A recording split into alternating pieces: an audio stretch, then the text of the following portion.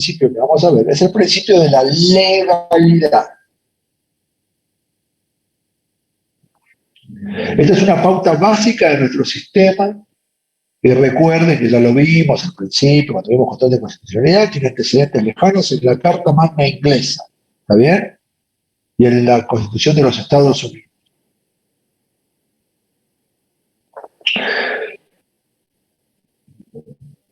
Este principio tiene una frase que la representa que dice: no hay tributo sin ley formal, nullum tributum sine lege. Es decir, si no es por ley, no hay impuesto. La ley requiere necesariamente, indefectiblemente, ser una expresión del Congreso de la Nación.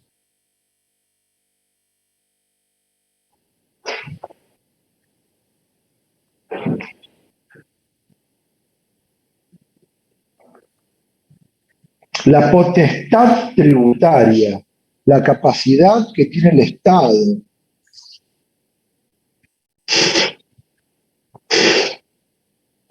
de crear impuestos, debe ser vehiculizada, canalizada, manifestarse solamente a través de leyes.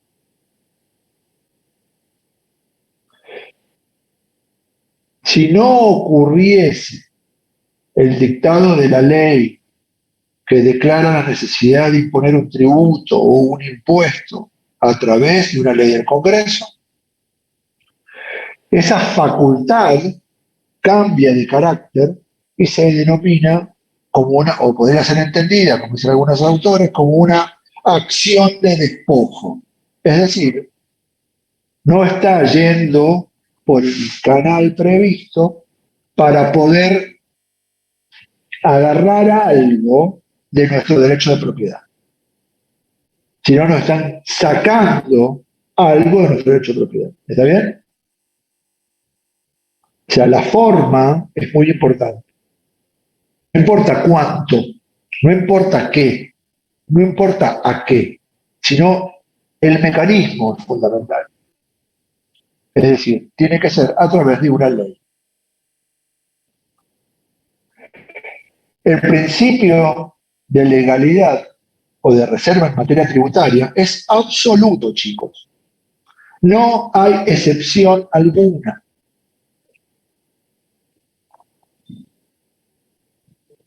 La competencia del Congreso en este respecto es exclusiva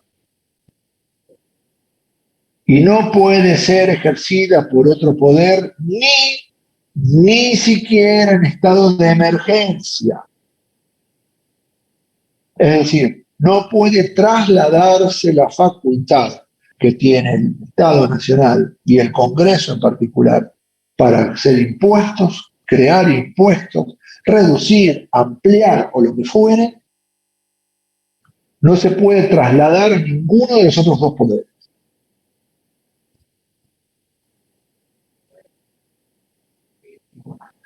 ¿Está bien? Profe, no entiendo algo entonces. A mí me A ver. tocó emergencia económica para poner. Entonces, esa es facultad que adquiere el Ejecutivo. No es, No, ¿verdad? el legislativo. No. El Ejecutivo de hacerle, ¿no es la facultad que puede hacer leyes? No, sí, pero no en materia tributaria. ¿Y cómo dice que puede cambiar los impuestos como ellos No quieran? solamente lo puede hacer el Congreso. Solamente lo puede hacer el Congreso. Ah, ok. Bueno. No lo puede hacer el legislativo, ni siquiera en estado de emergencia, en situaciones de emergencia. Ah, ok. Está bien.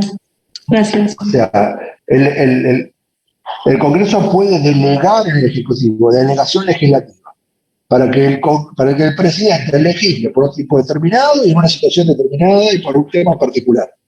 Pero no puede ser sobreimpuesto. ¿Está bien? No se puede. Segundo principio. Principio de igualdad.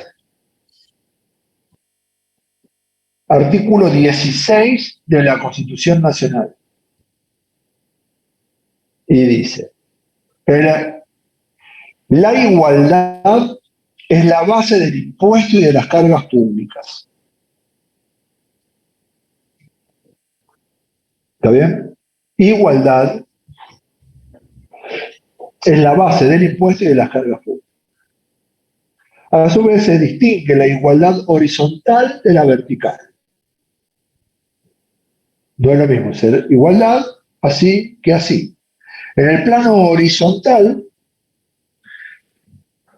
el principio de trato se identifica con el de la generalidad. Esto es, igualdad de capacidad contributiva del impuesto debe ser igual. A igualdad de capacidad contributiva debe ser igual. A paridad de riqueza. No entendí, profe, eso de igualdad vertical y horizontal. ¿Cómo? No entendí lo que decías de igualdad vertical y horizontal, esa parte. No. El concepto horizontal supone que quienes están en igual situación en términos de capacidad contributiva deben tributar el mismo monto de impuestos. De ahí la importancia de que el impuesto sea personal. ¿Está bien? Vertical significa que quienes se encuentran en diferente nivel en términos de capacidad contributiva deben tributar importes distintos.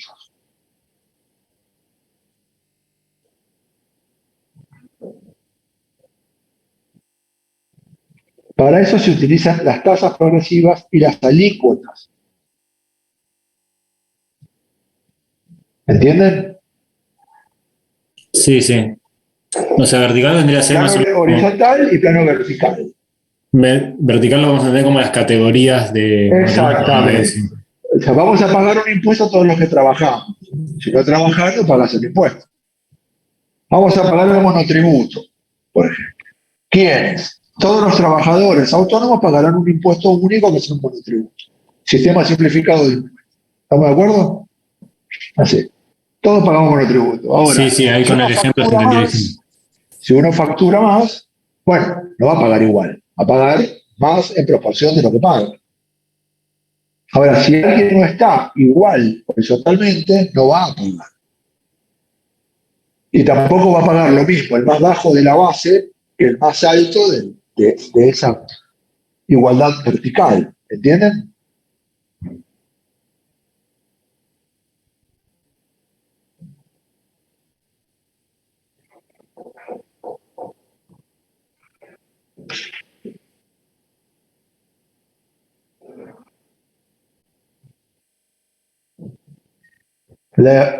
Ok. Entonces, Profe, lo vertical es la igualdad respecto del punto de vista de la proporcionalidad y capacidad contributiva. Decime, alguien me habló. Sí, yo. Pero entonces el IVA, el impuesto del IVA, no cumple. Porque todos pagamos lo mismo, el IVA. Está bien, pero estamos todos en un mismo plano. Se paga el mismo para todos. En este caso sería igualdad horizontal, ¿no? Claro. Para todos el mismo IVA. ¿Así tiene que cumplir solamente uno o los dos? Claro, puede ser que el impuesto esté apuntado a que se pague de la misma manera o que determinadas personas paguen más. Ah, ok. Por ejemplo, el impuesto a las ganancias. Entonces va a decir, van a pagar el tanto por ciento de su ingreso las personas que superen una base de 250.000 pesos, por ejemplo. Dale. Entonces, es universal, lo van a pagar todos en el plano. A partir de 250.000 pesos. Ganás 250.001, empezás a pagar el impuesto. Ganás 249.000, zafaste horizontalmente. Ahora, vos que ganás 250.001, vas a pagar, supongamos, 75.000 pesos de impuesto. ¿Está bien? Pero el que gana 1,5 millones de pesos, no va a pagar 75.000 pesos igual que el que gana 250.000. Porque ahí no se está respetando una proporcionalidad. Porque esos 75.000 pesos no hace a la masa de 250.000, no infiere de la misma manera que al que le infiere al que gana 1,5 millones. Entonces, ahí empezamos con otro tipo de proporcionalidad vertical. Es decir, el que gana más va a pagar en consecuencia más plata porque va a pagar una proporcionalidad mayor aún. ¿Está bien? Sí, sí, gracias. ¿Sí? Profe, ¿eso es posta que el que gana 250.000 tiene que pagar 75.000? No, no. Y el 30%. Es una El locura. 30% de ganancias. Lo declaro todo en negro. Y bueno, ¿por qué te pensás que hay tanto trabajo en negro? Y Hay claro, personas, chicos, que cobran, que no hacen, normalmente, históricamente, todo el mundo, o las personas que trabajan en situación de dependencia, muchas veces querían hacer horas extras para poder ganar más plata, para llevar más plata a su casa. Se quedaban después de horas de trabajo para cobrar esas horas extras de trabajo. Ahora, si una persona normalmente, supónganse, gana 245.000 pesos, pero quiere hacer hora extra para ganar plata y se pasa de 250, no le conviene. Porque una vez que pasaste te descuentan 75. no, Entonces sí, la es gente no quiere una hacer hora locura. extra. Bueno, así está el sistema tributario. Está bastante complicado. ¿Está bien? Después viene el principio de la equidad. ¿Está bien? Que la equidad es un sinónimo de justicia, chicos, y que se entiende que alcanza la capacidad de pago contributiva. ¿Está bien? O sea, que pagarán impuestos quienes tengan la capacidad de pago. Eso es la equidad, algo que apunta a eso. Y el cuarto principio, fundamental, que es la no confiscatoriedad. Ese principio es muy importante, sobre todo para ustedes, los contadores. ¿Está bien? ¿Qué es algo confiscatorio? Algo que va más allá de un límite permitido.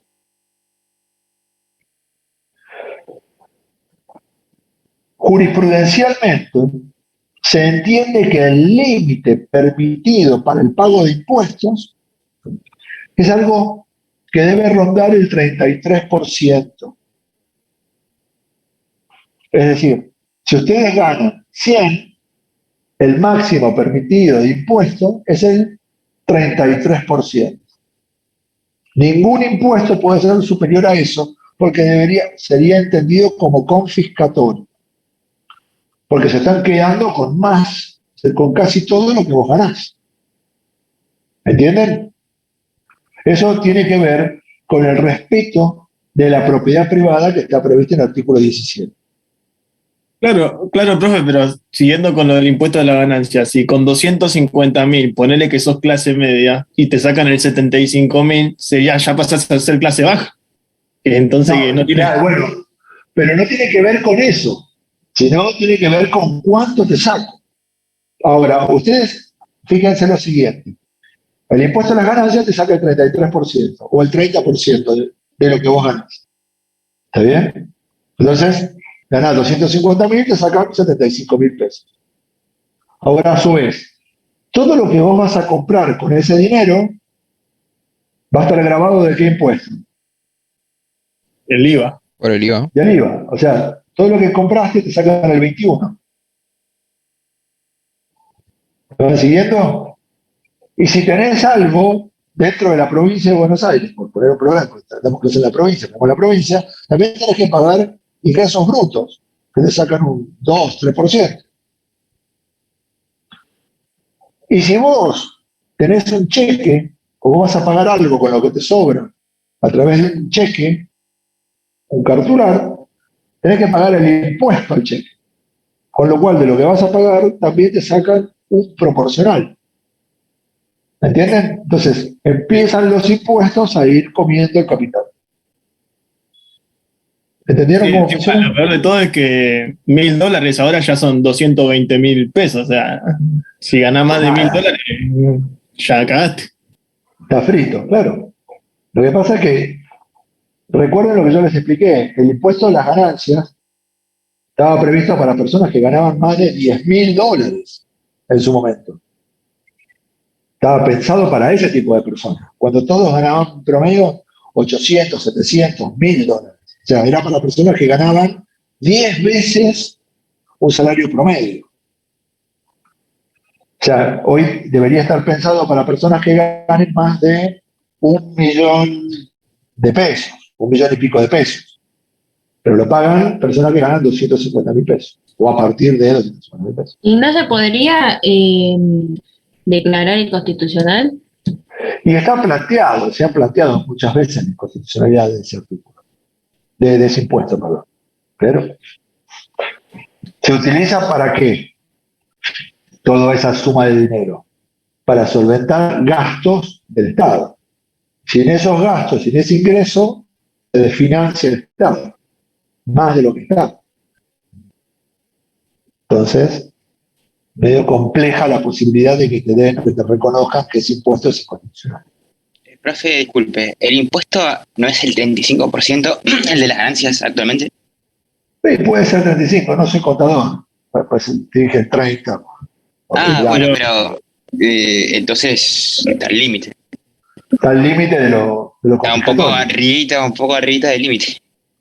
Bueno, ustedes saben más de impuestos que yo, pero dicen que de lo que vos ganás, el 60% prácticamente en total, con todos los impuestos, se lo lleva el Estado. Eso yo lo desconozco, porque no soy tributarista, pero en total, entre todos los impuestos, te sacan de ganancias, te sacan de IVA, te sacan de eso, te sacan de allá, te sacan de acá, y se va el 60% de lo que vos facturás o ganás. Medio complicado. Bueno, ¿quedó claro eso, chicos? Sí, profe, ¿la equidad Sí. qué quería decir? No, nada, lo que les dije. A ver, la equidad es un concepto, es un sinónimo de justicia, chicos, ¿está bien? Que tiene que ver con la capacidad contributiva, la capacidad de pago. Eso es la equidad. O sea, vendría a ser que pague impuestos el que lo puede pagar. Exactamente, exactamente. Y los impuestos deben ser equitativos, ¿está bien?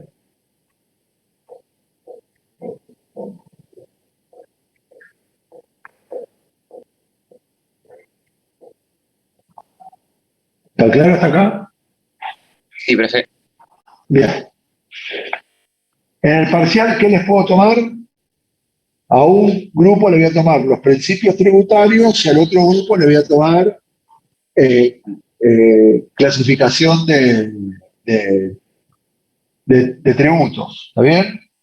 Impuestos, tasa, contribución y los impuestos, cómo se subdividen en directos e indirectos y los indirectos en externos o internos, ¿está bien?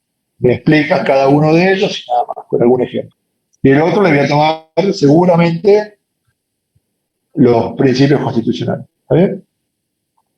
Así va a ser el parcial en este punto. Pregunta Profe, que entra en el parcial. Sí, esto de los tributos, ¿en qué capítulo está del libro?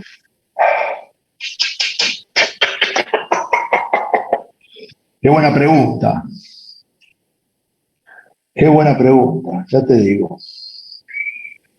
Profe, ¿hay algún Capítulo PDF 7. que está subido Capítulo o no? 7. ¿Cómo? ¿Hay algún PDF subido o está Y solo creo en que el sí, Ah. creo que sí, capítulo 7.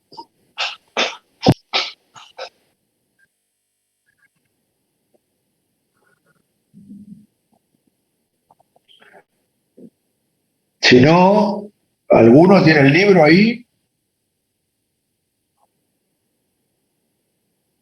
Si me das un segundo, ya te lo busco, profe. No, no, no me lo buscan a mí. Se lo buscan entre ustedes, se pasan las fotos entre ustedes. Las fotos del. Ya les digo de qué En el página, qué campus no página. está, profe. ¿Cómo? ¿En el campo no está? No, creo que Ya te digo de qué página está. Cuidado, después se lo subo. Ya les digo de qué página está.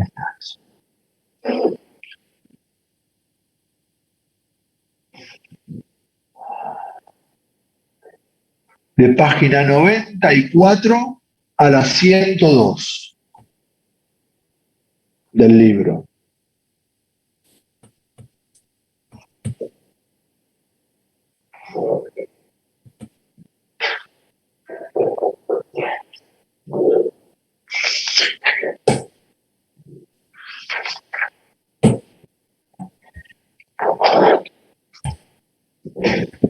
Bueno, seguimos, chicos, porque si no, no llegamos. Principios constitucionales, por fuera de lo tributario. Vamos a ver 3 principios constitucionales. El principio de legalidad, el principio de razonabilidad y el principio de clausura. Profe, ¿por fuera de lo tributario? Claro, por fuera de lo tributario. Son principios constitucionales genéricos que se aplican a todo orden, desde el punto conceptual, desde el punto de vista de los derechos.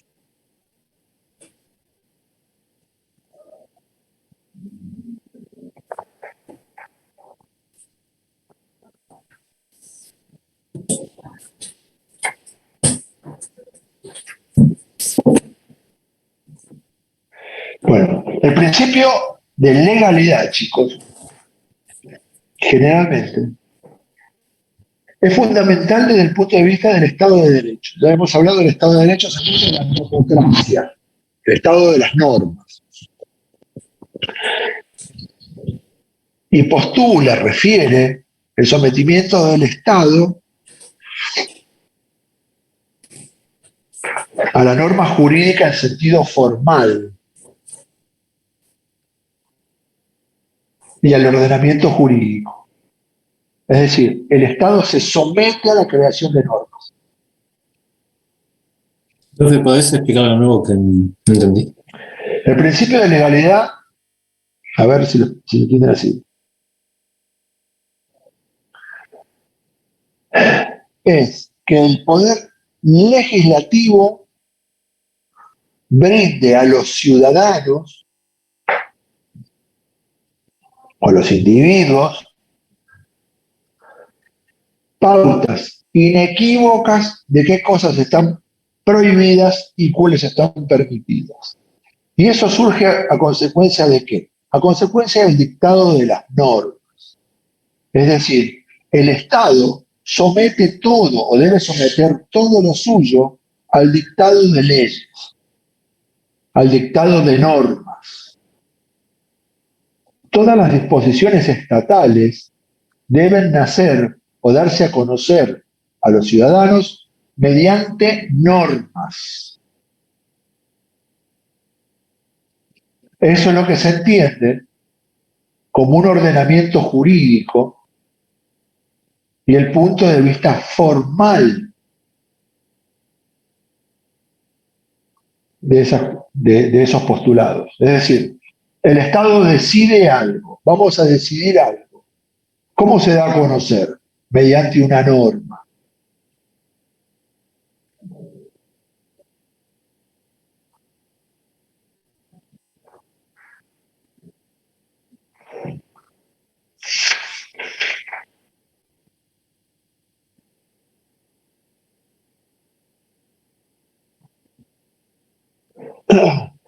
¿Alguien tiene la Constitución a mano, chicos?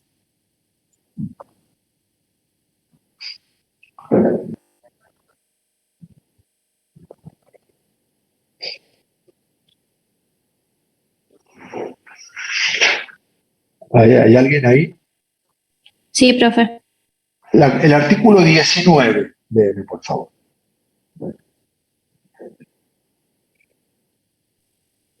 Las acciones privadas de los hombres que de ningún modo ofendan al orden ni a la moral pública, ni perjudiquen a un tercero, están solo reservadas a Dios y exentas de la autoridad de los magistrados. Ningún habitante de la nación será obligado a hacer lo que no manda la ley, ni privado de lo que ella no prohíbe. Los postulados por los cuales nosotros sabemos qué cosas están permitidas y qué cosas están explícitamente prohibidas deben nacer de una ley. ¿Está bien? Eso es lo que se denomina el principio de legalidad.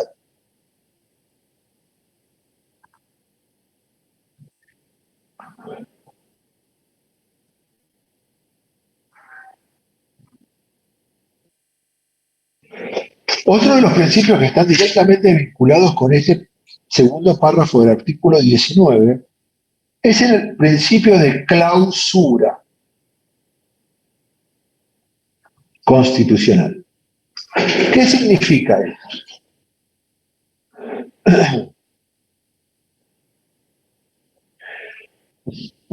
Que todas las prohibiciones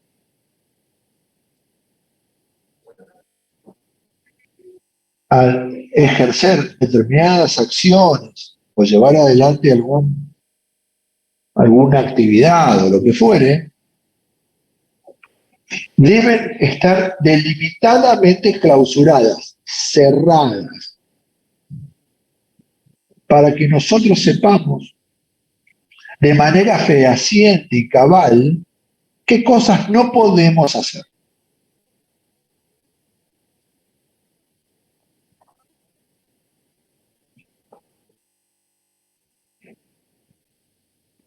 Ejemplo, ¿alguien sabe cuántos derechos tenemos nosotros? Bianca, ¿cuántos derechos tenemos nosotros? ¿Vos sabés? No, ni idea. Más o menos, un número. Y 20, no sé. 20 derechos, está bien, por ejemplo. Bien. Medio poco, ¿no? Medio tacaña, pero no importa. Ahora, para Bianca tenemos 20 derechos, ¿está bien? Los gobernantes se enloquecen con la teoría de Bianca porque quieren que tengamos 16, no 20, 8. Pero bueno, no veo a nadie conectado, no sé quiénes están, porque la única que veo es Bianca, pero les pregunto a algún otro que está por ahí, ¿cuántos derechos tenemos o creen que tenemos? Yo creo que 15. 15. Yo entiendo como que está delimitado bastante acostado, por así decirlo. Bien. Y Vos sos Alex, ¿no es cierto? ¿no Sí. tendrían que ser más? A ver, ¿quién habla ahí? Yo, profe, ¿no tendrían que ser más? Tipo como 30, 50. Sos un loco vos, Sebastián, mirá. 30 derechos. Muy bien. A ver qué otro. Otro que tire, a ver un poquito, a ver si se animan un poquito más, un número más arriesgado.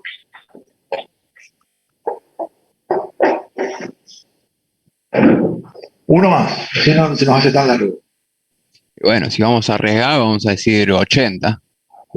Facundo se volvió loco, la tiró de acá por la 12. ventana, como decía mi abuela. Muy bien. Bueno. Ahora bien, Bianca, que es la única que veo, ¿te puedo pedir que vuelvas a leer el segundo párrafo del artículo 19 de la Constitución?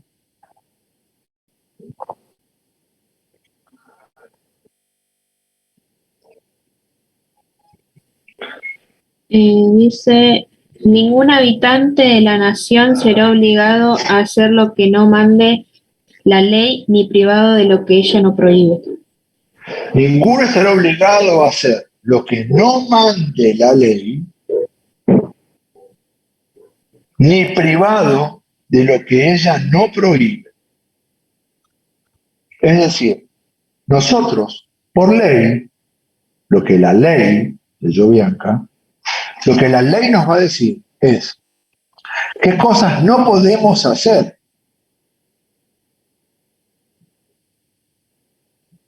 La ley nos va a decir qué cosas están prohibidas.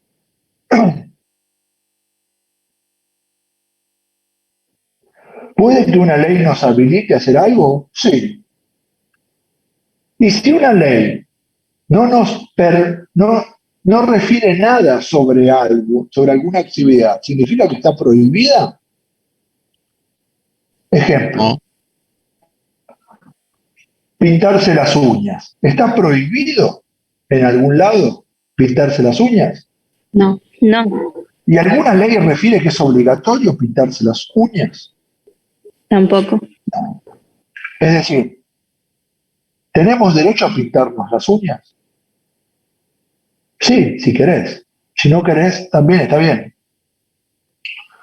Ahora, ¿está permitido que le cortes la mano a la persona que se pintó las uñas mal porque no te gusta ver las uñas mal pintadas? Que ande por la calle con un hacha cortando los dedos a la gente porque mira cómo tiene las uñas pintadas y le cortaba y le pegaba un hachazo. Mira cómo tiene las uñas pintadas así, de prolijo. ¡Fra! Un hachazo. Una motosierra. ¿Está permitido eso? Está prohibido. ¿De dónde surge esa prohibición? Del Código Penal, que no se puede lesionar a nadie. Si alguien lesiona a una persona, le infringe un daño físico a una persona, tendrá determinado tiempo de cárcel, prisión o lo que fuera. A menos que Es sea menor. decir, ¿qué quiero decir con todo esto? Que nosotros, chicos, tenemos derechos infinitos. No tenemos 15, 20, 18, 42. Nuestros derechos son infinitos. Lo que tenemos finito, determinado, en un número clausus cerrado, son las prohibiciones. Y esas prohibiciones, para que nosotros las tengamos que acatar, tienen que ser hechas por ley. Porque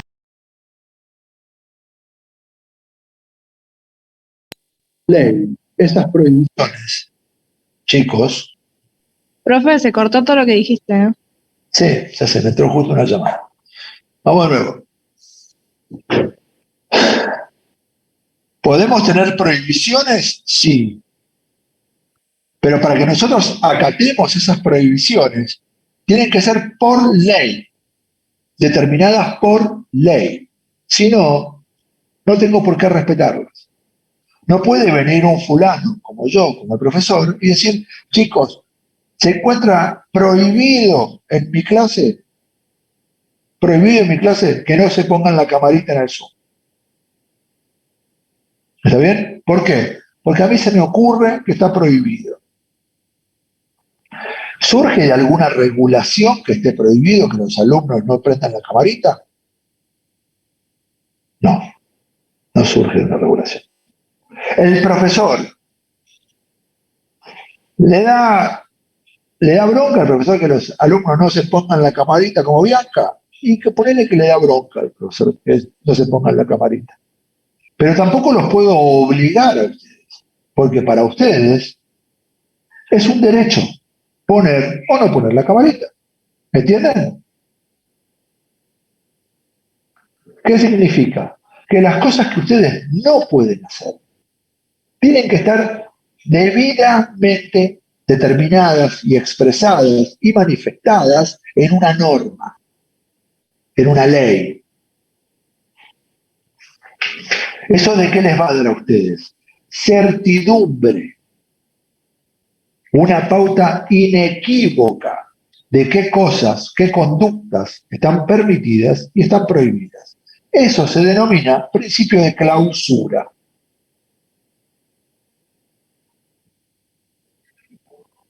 Que va unido a la legalidad. Que va unido ¿a qué? Al Estado de Derecho. Que es contrapartida de qué? De las arbitrariedades, chicos.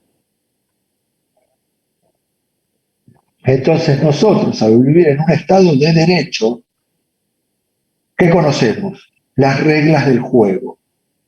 Y nos podemos manejar libremente dentro de los límites que se encuentran dispuestos. ¿Dispuestos de qué manera? Por ley, por una norma, no por la voluntad de un gobernante. ¿Está bien?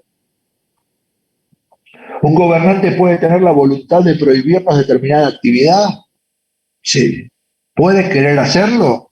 ¿Está en todo su derecho un gobernante de querer prohibir una actividad de una persona o de un grupo de personas? Sí, tiene el derecho de querer prohibirlo. Ahora, esa prohibición, ¿cómo tiene que ser? Por ley. Por ley. Es decir, ¿por dónde tiene que pasar? Por el Congreso. ¿Y por qué tiene que pasar por el Congreso? Porque en el Congreso están nuestros representantes. Es decir, están las personas que opinan en teoría lo que yo opino, porque para eso lo elegí, para que tenga una opinión similar a la mía. ¿Entienden cómo es la lógica? Eso es principio de clausura. Prohibiciones clausuradas, cerradas. Lo que está prohibido está determinada y expresamente prohibido. Y esas cosas que están prohibidas por ley, yo no puedo hacer. Por ley. Artículo 19, inciso segundo. Y las manifestaciones y expresiones de la voluntad o lo que quiere hacer el Estado debe ir o debe ser canalizado a través de una ley. Y eso es la legalidad, como los impuestos. ¿Podemos poner más impuestos? Sí. ¿No tenemos muchos impuestos? Sí, tenemos un montón. ¿Quieren poner más impuestos? Bueno, si lo hacen por ley, está bien. Deberá ser por ley y cumplir con otros requisitos. Pero para empezar, tiene que nacer de una ley. ¿Está bien? ¿Entienden? Sí. Sí, profe. Profe, Y te el queda último, menos de un minuto, ¿eh? ¿cuánto queda? Menos de un minuto. Bueno, cortamos y vemos razonabilidad en 5 minutos y terminamos.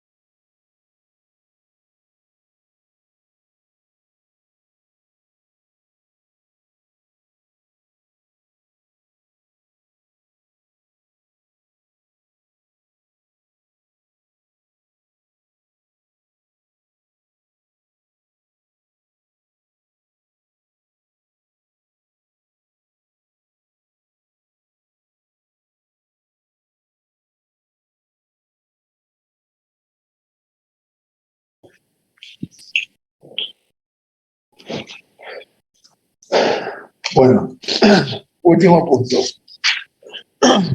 Razonabilidad. Y con esto terminamos por hoy. Y si Dios quiere, no me ven más hasta el parcial. Razonabilidad.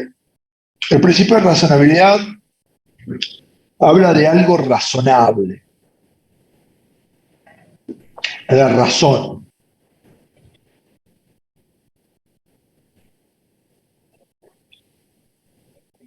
Esto tiene que ver con la limitación de los derechos.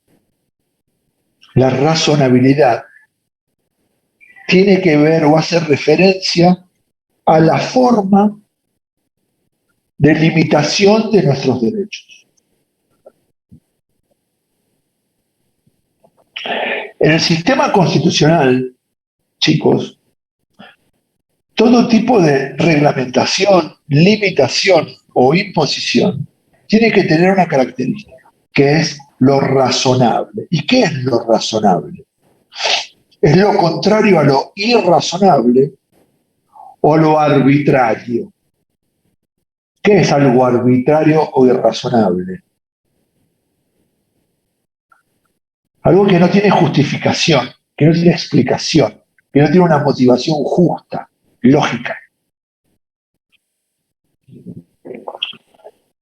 Esta razonabilidad se tiene que dar siempre dentro de las prerrogativas que tienen los poderes públicos.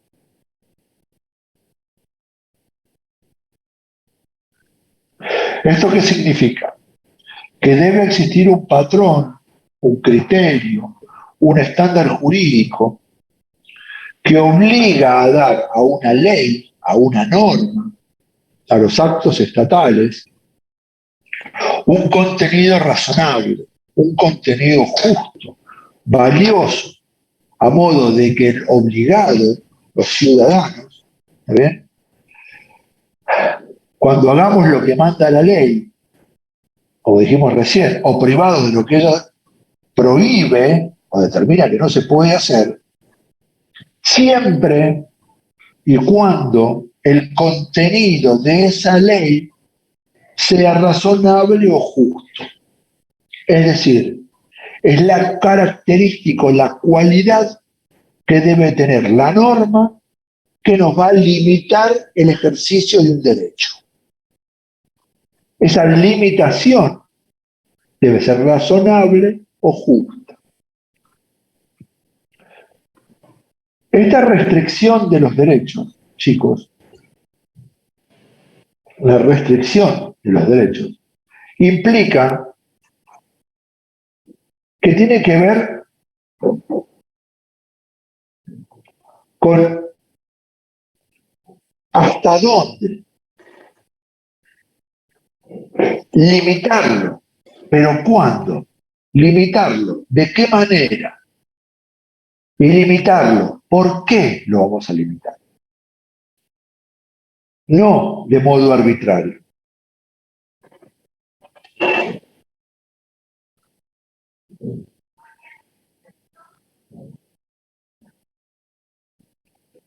¿Por qué se limita un derecho? Porque ningún derecho es absoluto. Y si todos los derechos, chicos, fuesen absolutos, nosotros no podríamos convivir en sociedad. Porque todos querríamos ejercer nuestros derechos plenamente, absolutamente, y eso impediría que otro ejerza su derecho plenamente y absolutamente en el mismo momento. Entonces, entre todos nos tenemos que poner de acuerdo para ponernos límites, para que todos podamos convivir en una sociedad y las restricciones dispongan en cuanto a su goce, no debe exceder lo indispensable para ese fin. Es decir, tenemos que hacer compatible la libertad de cada uno con la de los demás. Pero esas limitaciones no pueden ser excesivas, porque si la limitación del derecho es excesiva, nosotros llegamos a un punto en el cual, ¿qué pasa con nuestro derecho?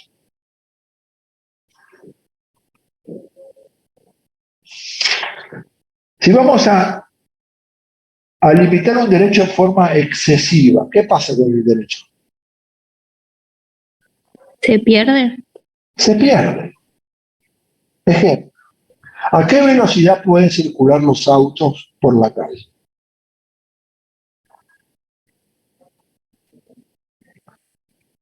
¿Alguien maneja? En la avenida 60. 60. Bien. A 60 en una avenida. ¿Y en una calle? Creo que 40. 40, si A no digo. 40. Muy bien. ¿Y si hay un colegio, a cuánto? 20 o 10 creo que lo vi. Bien, perfecto. Pero nosotros tenemos derecho a circular con los autos. Sí. ¿Está bien?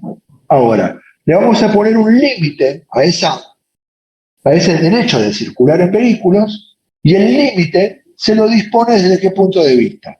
Desde la velocidad en la cual puede circular. ¿Está bien? A su vez, vamos a disponer que en determinadas calles solamente los autos van a ir de norte a sur y en otra calle van a ir de sur a norte. Y en otra van a ir de este a oeste y en otra de oeste a este. ¿Por qué? ¿Para evitar qué cosa? Que se choquen. Sí, sí. Es un fundamento de la limitación. Pero yo quiero ir por esta calle para aquel lado, porque me queda más cómodo. No, señor. Vamos a limitar, para que no nos matemos, para que todos convivamos, vamos a limitar. Estas calles vamos a ir para allá, estas vamos para allá.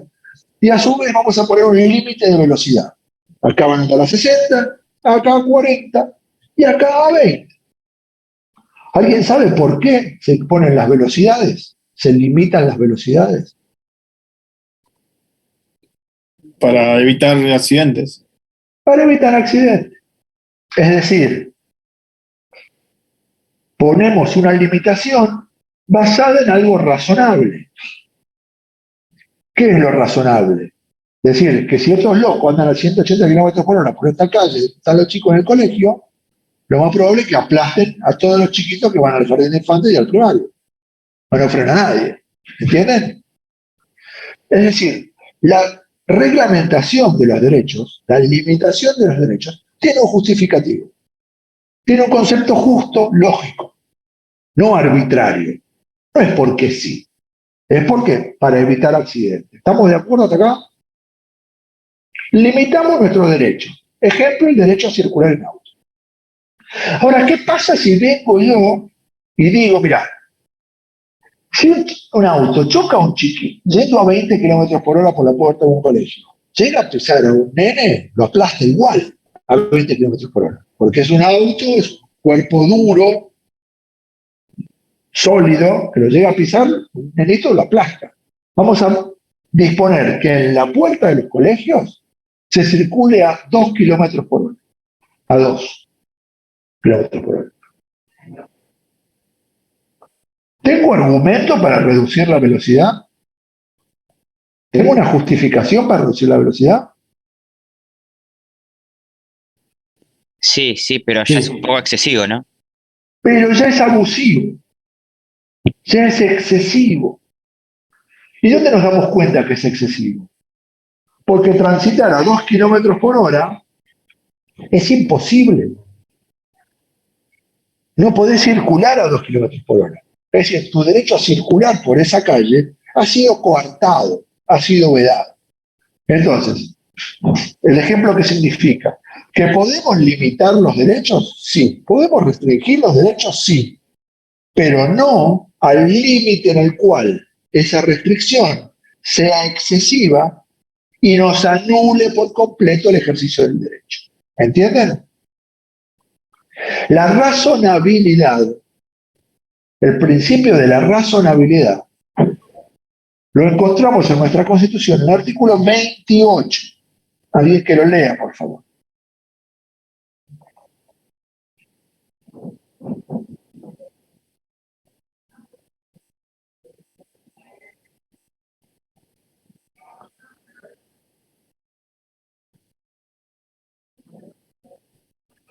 Los principios, garantías y derechos reconocidos en los anteriores artículos no podrán ser alterados por las leyes que reglamenten su ejercicio. No podrán ser alterados por las leyes que reglamenten su ejercicio. Es decir, ¿podemos reglamentar el ejercicio del derecho? Sí. ¿Podemos limitar el ejercicio del derecho? Sí. Pero esa reglamentación, esa limitación, no nos puede alterar el derecho. No nos puede quitar ese derecho. ¿Entienden? Y fíjense otra nota distintiva en la razonabilidad. Por las leyes que reglamenten su ejercicio. Volvemos a la legalidad nuevamente. Las limitaciones a nuestros derechos deben provenir de una ley, chicos, de una norma. No pueden nacer de la voluntad de un gobernante. Si el gobernante tiene una voluntad, debe canalizarlo a través de las leyes. Para eso es el Congreso. Nuestros derechos y los límites de nuestros derechos van a provenir de lo que diga el Congreso. Si nada dice el Congreso, nosotros tenemos el derecho. Si el Congreso nos prohíbe, debemos acatar esa prohibición. Pero si el Congreso nada dice de un derecho nuestro, debemos entender que el derecho lo podemos ejercer plenamente. Ahora, voy a ejercer mi derecho plenamente. Y el Congreso o el Estado identifica que estamos ejerciendo un derecho y dice, lo voy a regular. ¿Cómo va a ser esa regulación? Tiene que ser por ley. El Congreso nos va a regular el derecho. Pero esa regulación, ¿cómo tiene que ser? Lógica y razonable. Porque si no es lógica ni es razonable, es arbitraria. Si es arbitraria, es abusiva. Y si es abusiva, el derecho queda restringido. Y cuando queda restringido, lo acabamos de perder. Y eso es lo que dice el artículo 28 que no nos puede pasar. Por una restricción o una reglamentación de un derecho, ese derecho no puede ser anulado. ¿Entienden? Sí, profe, se entendió. Chicos, Sí, sí. ¿estamos? Sí, profe. Bueno, con esto doy por concluido.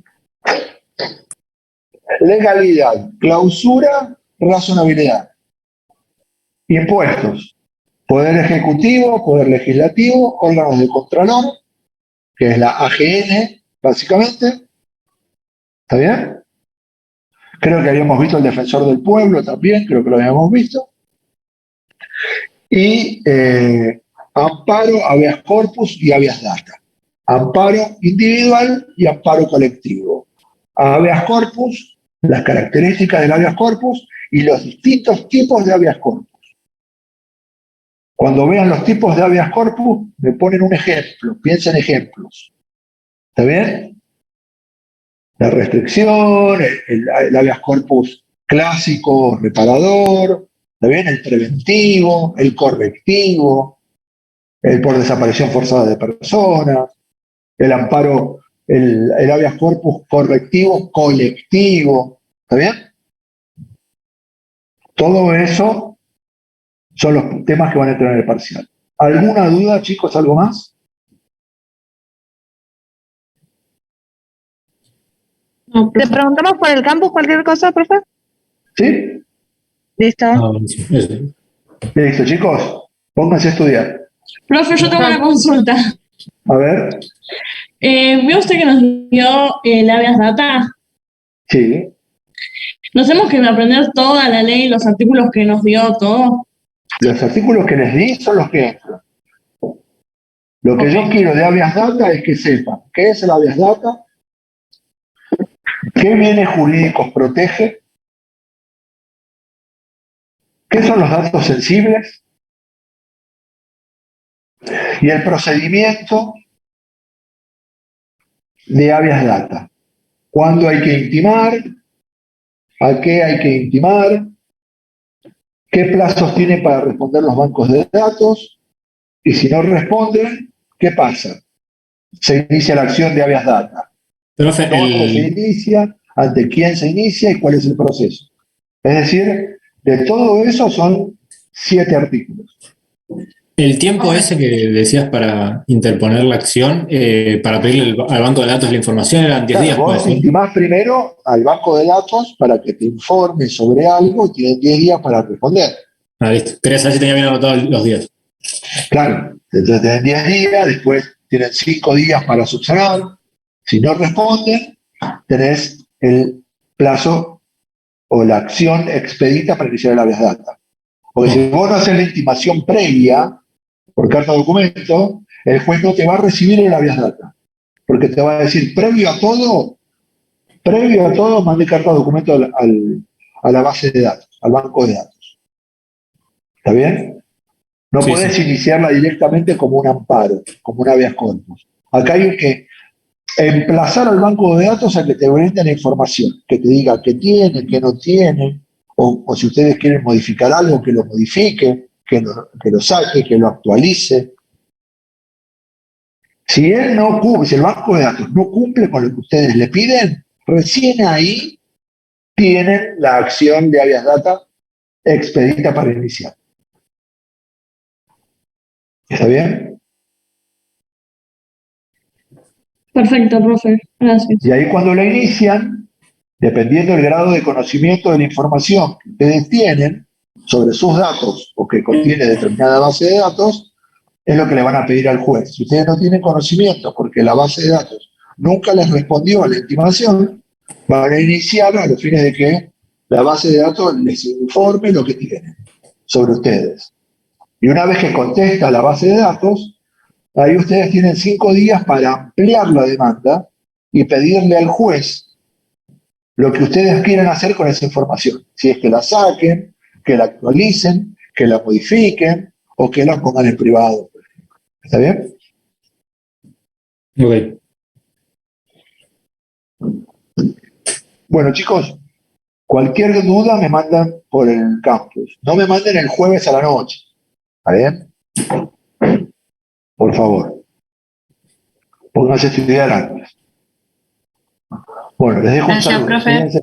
Chao, chicos. Chao. Chao, profe, nos Chao, vemos. profe. profe.